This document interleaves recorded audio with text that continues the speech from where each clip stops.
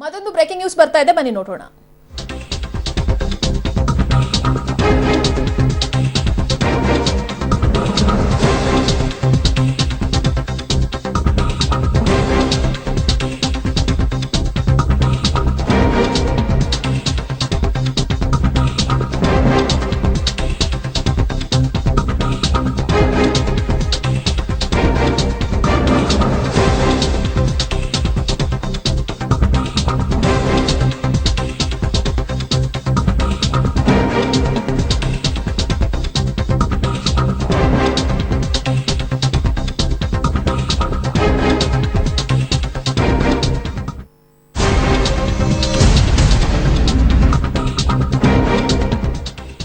IT ಬಿಜೆಪಿಯ ಅಂಗಸಂಸ್ಥೆಯಾಗಿದೆ. ಯಡಿಯೂರಪ್ಪ ನೂರಾರು ಕೋಟಿ ಆಫರ್ ಕೊಟ್ಟು ಆಪರೇಷನ್ ಕಮಲ ಮಾಡಲು ಮುಂದಾದಾಗ ದೂರನ್ನ ಕೊಟ್ಟಿದ್ವಿ. ಆದ್ರೆ ಐಟಿ ಇಲಾಖೆ ಯಾವುದೇ ರೀತಿಯ ಕ್ರಮವನ್ನ ಕೈಗೊಳ್ಳಲಿಲ್ಲ.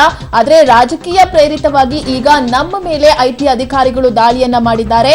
ದೇಶದಲ್ಲಿ ವಿಪಕ್ಷಗಳು ಇರಬಾರದು ಅನ್ನೋದು ಮೋದಿ ಅವರ ಅಜೆಂಡಾ. ಕೆಪಿಸಿಸಿ ಅಧ್ಯಕ್ಷ ದಿನೇಶ್ ಗುಂಡೂರಾವ್ ಅವರು ಈ ರೀತಿಯಾಗಿ ವಾಗ್ದಾಳಿಯನ್ನ ಮಾಡಿದ್ದಾರೆ. ಹಾಡು ಹಗಲು 10 ಕೋಟಿ ಕೊಡ್ತೀವಿ ಅಂತ ಮಾತಾಡ್ತಾರೆ. 20 ಕೋಟಿ ಕೊಡ್ತೀವಿ, 200 ಕೋಟಿ ಮೇಲೆ ಖರ್ಚು ಮಾಡೋ, 300 ಕೋಟಿ ಖರ್ಚು ಮಾಡೋ ಆಪರೇಷನ್ ಕಮಲ ಮಾಡ್ತಾರೆ.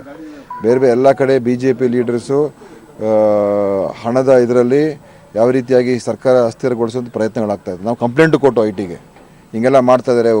ಆಡಿಯೋ ಸಂಭಾಷಣೆಗಳಿದೆ, ಅವ್ರ MP ಗಳು ಅವ್ರ MLAಗಳು ಮಾತಾಡಿರ್ತಾರೆ, ಸಂಭಾಷಣೆಗಳಿದೆ. ಕ್ರಮ ತೊಗೊಳ್ಳಿ ಅಂತ ಹೇಳಿದ್ರೆ ಒಂದು ಕ್ರಮ ತೊಗೊಳ್ಳಿಲ್ಲ.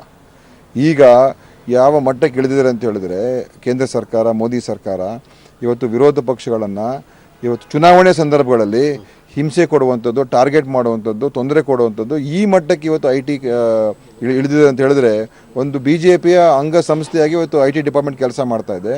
ಮತ್ತು ಇದೇ IT ಅಧ್ಯಕ್ಷ, IT ಮುಖ್ಯಸ್ಥ ಯಾರಿದ್ದಾರೆ ಬೆಂಗಳೂರಿನಲ್ಲಿ, ಅವರು ಇವತ್ತು BJP ಕಾರ್ಯಕರ್ತರ ಥರ ಕೆಲಸ ಮಾಡ್ತವ್ರೆ.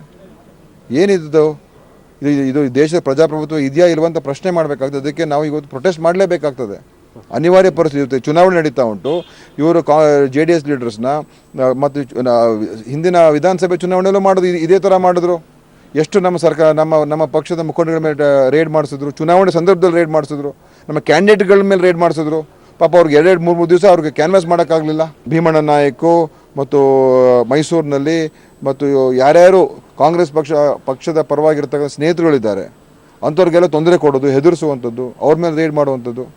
ಸೊ ಈ ಐಟಿ ಮುಖ್ಯಸ್ಥ ಬಾಲಕೃಷ್ಣ ಒಬ್ಬ BJP ಏಜೆಂಟ್ ಇವತ್ತು, ಮತ್ತು IT ಡಿಪಾರ್ಟ್ಮೆಂಟ್ ಇವತ್ತು BJPಯ ಒಂದು ಡಿಪಾರ್ಟ್ಮೆಂಟ್ ಆಗಿಬಿಟ್ಟಿದೆ.